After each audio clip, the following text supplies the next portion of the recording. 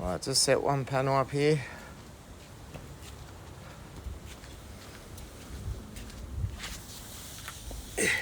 What's it say?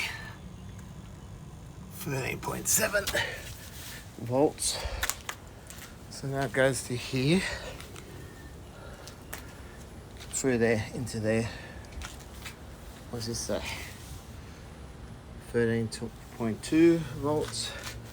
Cigarette lighter, one here. And it says 4 degrees. Oh, really? Let's put my hand in. Yeah, not bad. Okay. So I'm testing it.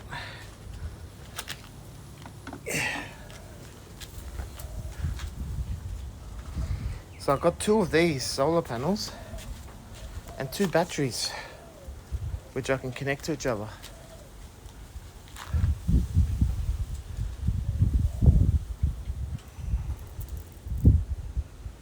How exciting.